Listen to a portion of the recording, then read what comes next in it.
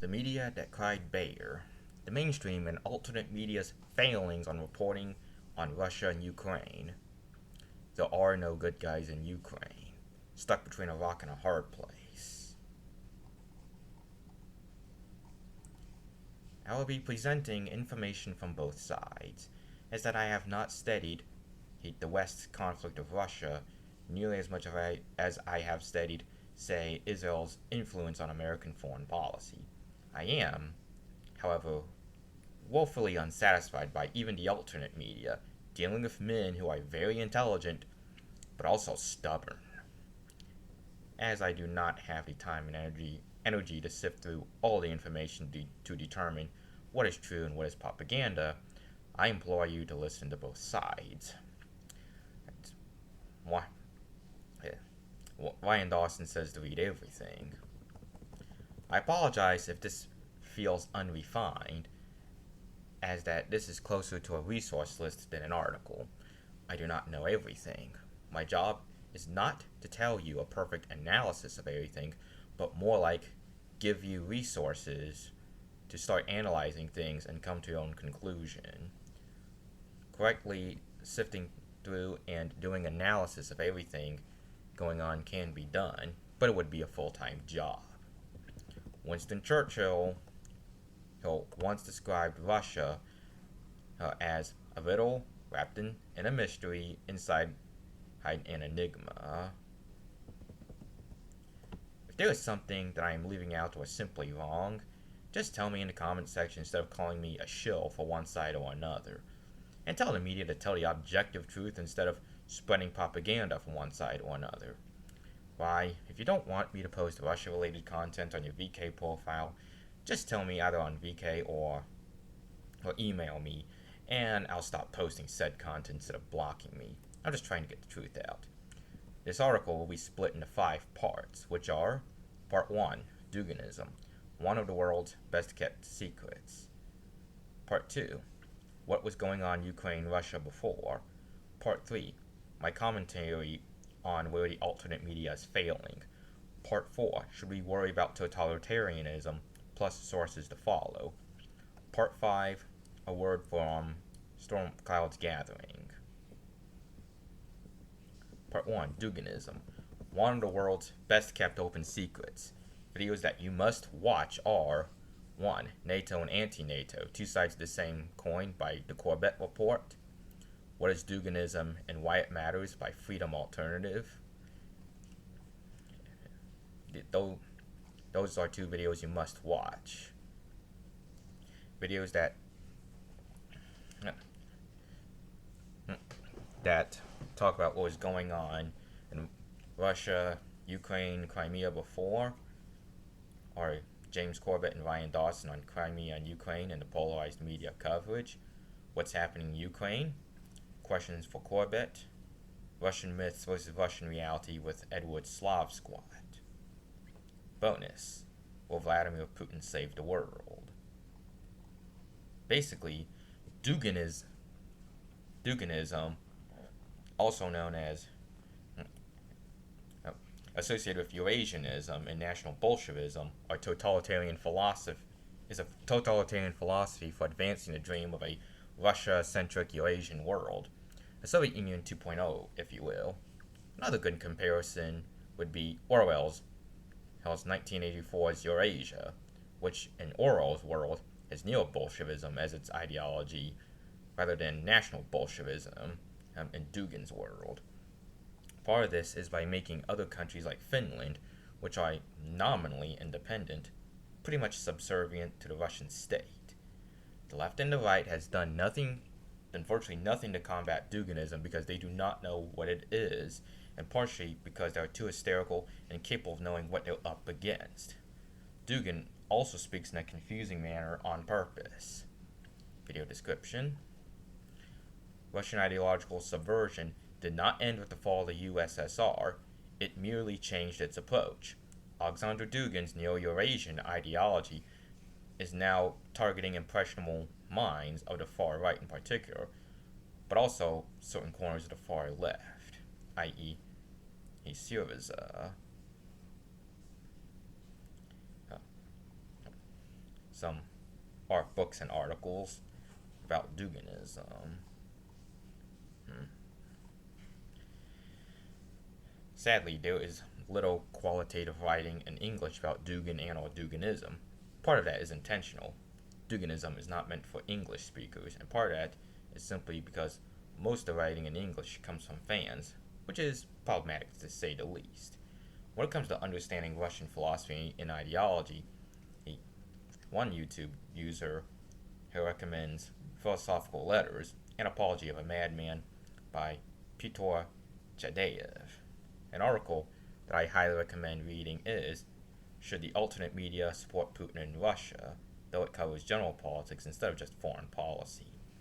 When it comes to Moscow's claims of denazifying Ukraine or fighting fascism, if you know about Alexander Dugin and his ideas, you know that it is insincere.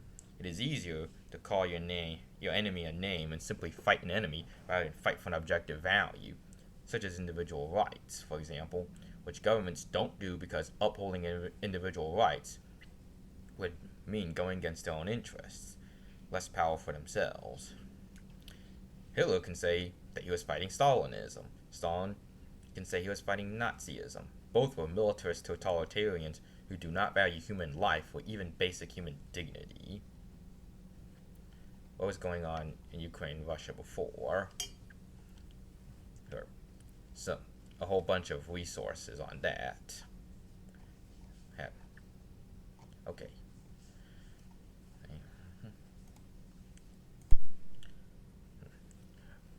Part 3, my commentary on where the alternate media is failing.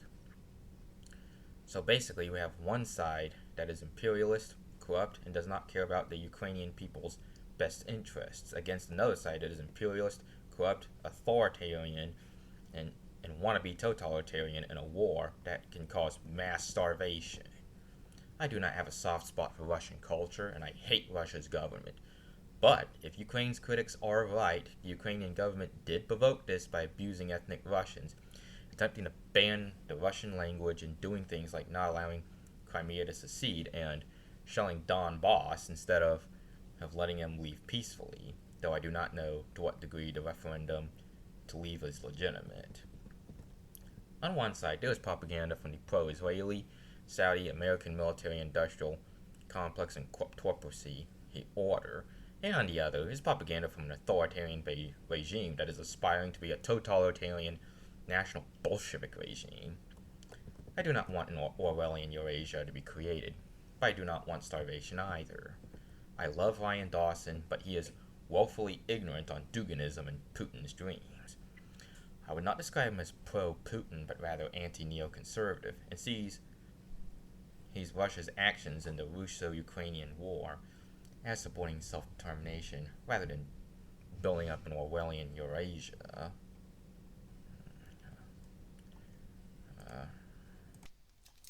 Despite Ryan and Dawson's VK posts, I'll give him the benefit of the doubt that he is not a shell for Putin, particularly considering how he permitted me to post videos on vid.ancreport.com, though we'll wait and see once I start posting content there. Advocates for things that would not coincide in Moscow's interest, such as fracking and other fossil fuel and general resource exploitation. I'll also mention that he supports the Iran deal, which can mean more competition to Russia's oil industry. As a dedicated follower of his, I do know that he has a crass sense of humor, off-color humor, posting things just to mock and irritate his enemies. I also know that he's been fighting the mainstream media and the neocons his entire life and has faced defamation and has faced heavy censorship from big tech. So it's expected that he'll laugh at his enemies whenever they lose at anything.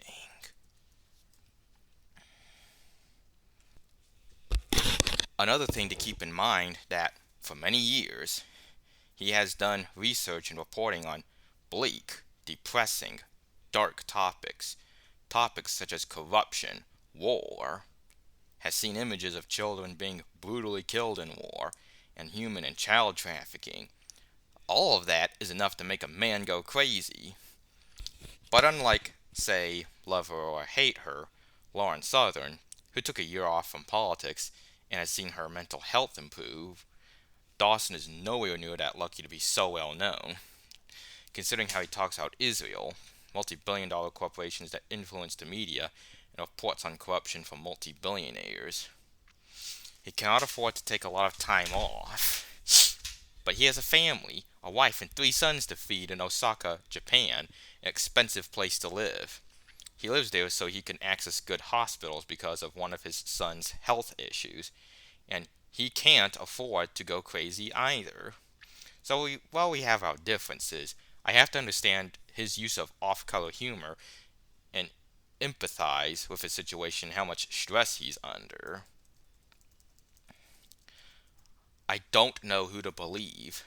I hear one side reporting that Russia is committing war crimes, while another side is reporting that Russia is holding back and being merciful, and that it is Ukraine committing war crimes, and one side reporting that Russia is failing miserably, and the other side reporting that Russia is succeeding.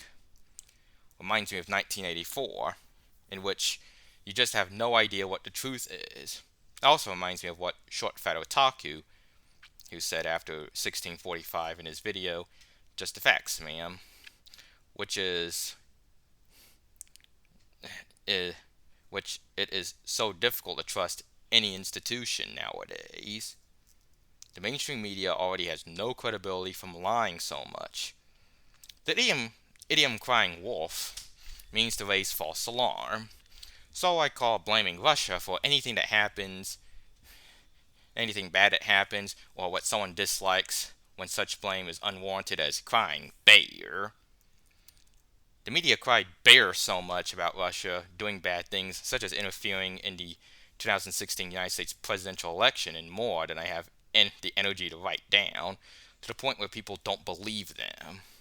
I love both Ryan Dawson and Freedom Alternative / Lucien Valsan. Both men are very intelligent, but they're also stubborn, and I doubt that they'll look at the other side in this case.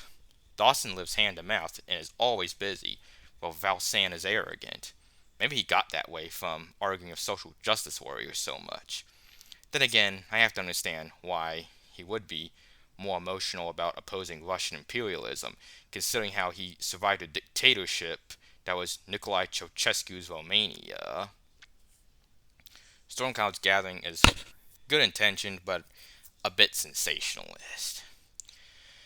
If you look through my content, you know I love Ryan Dawson. He is great, not perfect. He's gotten minor details wrong, such as describing the leader of the opposing force in Millennium Challenge 2002 as an admiral when he is a Marine Lieutenant General, or saying that guns are banned in Chicago, France, or Britain when gun laws are merely restrictive, and has confused the word authoritative for authoritarian. Nonetheless, remember that no one is perfect. I am not perfect, but we should appreciate and praise individuals for their greatness, instead of putting them down and canceling individuals for their relatively minor flaws. I wish Ryan would move off of VK and onto Minds and Gab, where people won't have to worry about censorship, as that it's illegal to criticize the Russian government. The reason why people cheerlead for one team or another is because we want to believe that there is someone who is both powerful and good, and it is terrifying to think that there are no good guys to save us. For similar reasons, people turn to religion and for comfort in a chaotic and terrifying world. Here's a comment from Piruns: how corruption destroys armies, theft, graft, and Russian failure in Ukraine. My big caveat for this is that trying to get details on corruption of Russia is always murky and difficult. Much of the whistleblowing that makes it into English is put out by opposition figures who are probably telling the truth in most cases, but it's hard to verify the stories. I've tried to rely on academic papers and Russian statements for this one, but just make sure you understand the limitations and difficulties being precise here. And one final statement, because it seems to come through on all my videos. I often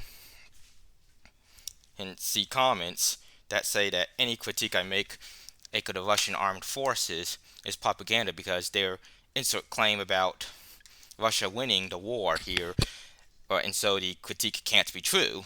I want to stress that Russia uh, is making gains and also suffering badly from economic, budgeting, or corruption issues is entirely possible. It's entirely possible to have a Russian force that poorly allocated its budget and suffered from corruption still achieve some goals. The reason I focus on corruption or budgeting or whatnot in a given video is because each video needs to stick to a topic and can't be of the progress of the war in general. When I get to myth busting again, I will try and filter out some of the propaganda from both sides to assess the performance to date as best I can, but for the moment, this video is on corruption.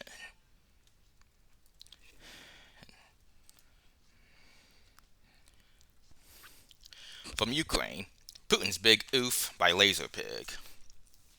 I have no idea what the bleep is going on, and to a point, neither do you.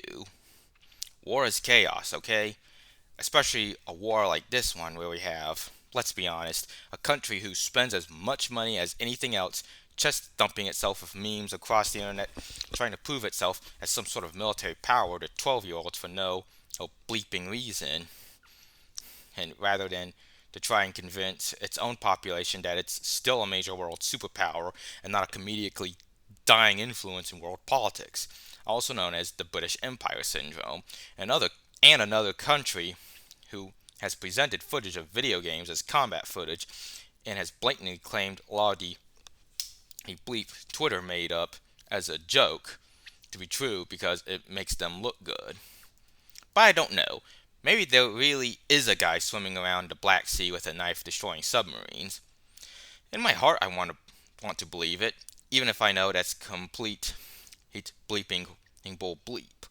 As such, we have such a vast mix of reports from all manner of news sources, each determined to be the first to get that big scoop and cash in and all those clicks, meaning that there is little, if any, effort to actually fact check what is being suggested.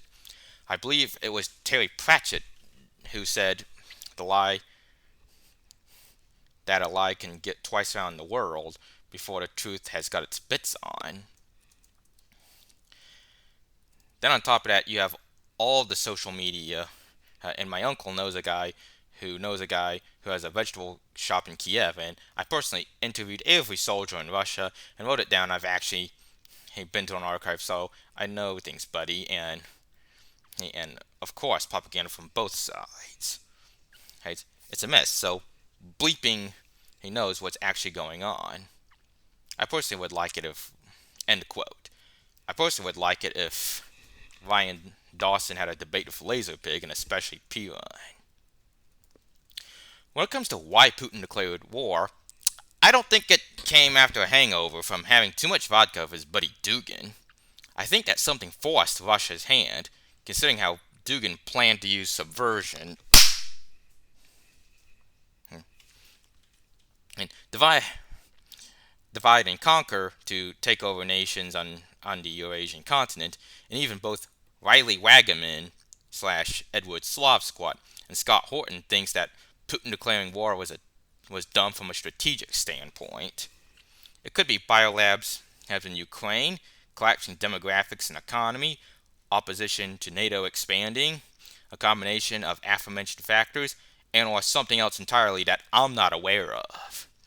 As much as I privately joke about Russians being barely functioning vodka addicts, in all seriousness, as What If Altist said in What's Going On in Ukraine, the main character trait that you can give the Russians credit for is unbelievable stoicism.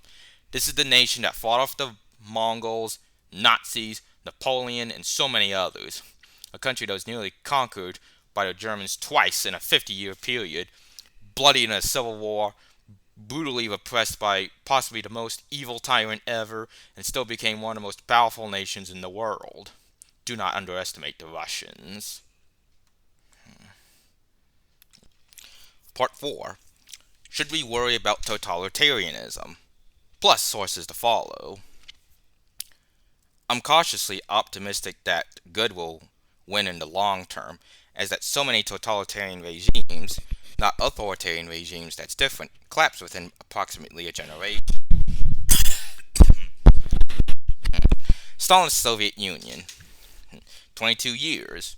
Maoist China, 27 years. National Socialist Germany, 12 years. Imperial Japan, 24 years.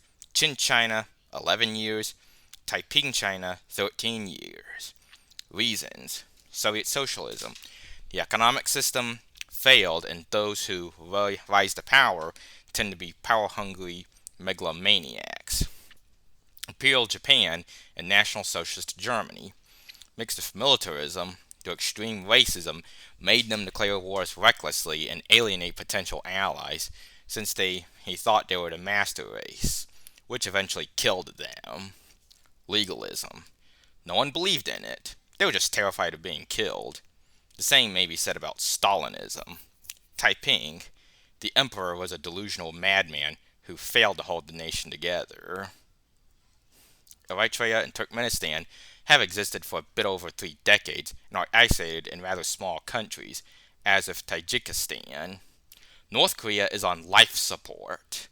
The Tokugawa shogunate lasted for 265 years, including the last 15 years of its existence, on a Confucian rice farming island. Sorry for stepping on the toes of supporters of Soviet socialism, German National Socialism, and dictatorships. That was based on the four trends of the 21st century and the crisis of the 21st century.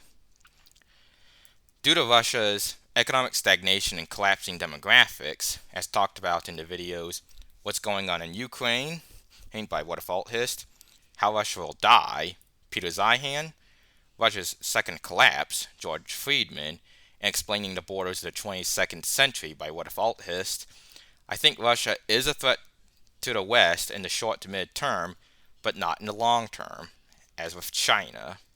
In the 22nd century, perhaps Russia will be humbled after going through its vodka hangover, integrated into the West, and be de facto Western. It took them a couple centuries longer and a whole world of pain and suffering than it should have, but better late than never. If you really want to know what's going on in Ukraine, a few individuals and media outlets that I recommend to follow the russo-ukrainian war, in addition to my normal recommended alternate media sources, are Politics, Edward Slavsquat, The Corbett Report, Freedom Alternative, Stormcloud's Gathering, P-Run, Ryan Dawson, and Geopop. NFKRZ recommends the Moscow Times and Medusa. However, I myself am unfamiliar with the reliability of these sources. I have nothing against Dawson, but P-Run seems to be less biased to me. I take Geopop with a grain of salt. I endorse all of the above sources except for Geopop. An honorable mention is Millennium 7, History Tech. And a list of sources that report on the Russian point of view are Ryan Dawson, The Duran, Patrick Lancaster, Graham Phillips, Texas Bentley, Anna News, Joaquin Flores, New Resistance, LifeSite News, Life.ru. I also suggest looking around on Telegram. I do not endorse any of the Russian point of view sources for Ryan Dawson, and even we have our differences on Putin and Russia.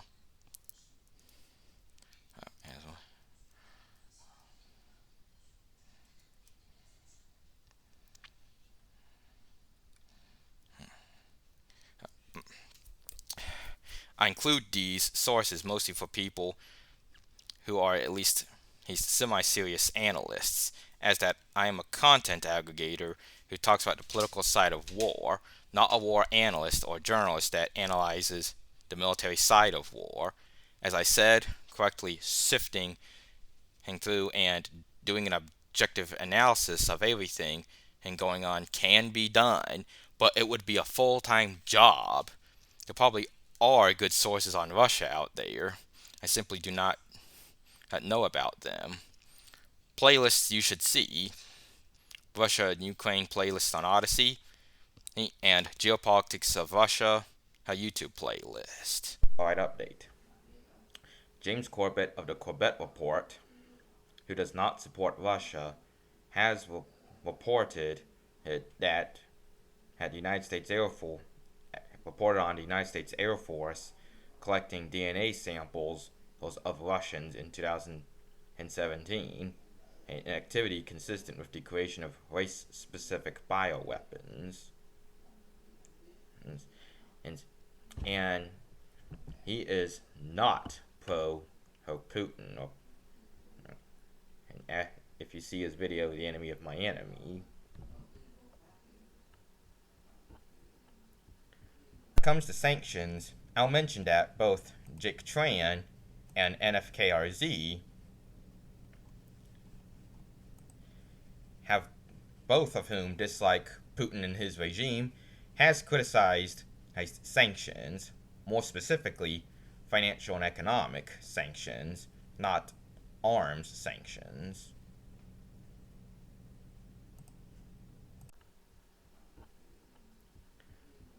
Also,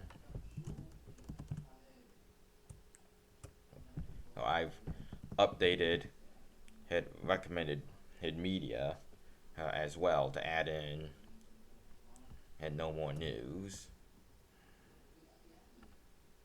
If you agree with this message, please go to antiwar.substack.com/p/sources is for more sources, along with links to articles and videos to oppose war and support world peace. Here's my social media link tree, which I ask that you keep the link and archive my content, and please, to make sure that YouTube, Google does not monetize this video. Listen, you son of a bitch. What the fuck's your problem? You want to sit here and say that I'm a goddamn fucking Russian? You get in my face with that, I'll beat your goddamn ass, you son of a bitch. You piece of shit. You fucking goddamn fucker. Listen, fuckhead, you have fucking crossed the line. Get that through your goddamn fucking head. Stop pushing your shit. You're the people that have fucked this country over and gang raped the shit out of it and lost an election. So stop shooting your mouth off claiming I'm the enemy. You got that, you goddamn son of a bitch? Fill your hand. I'm sorry, but I'm done. You start calling me a foreign agent, those are fucking fighting words. Excuse me.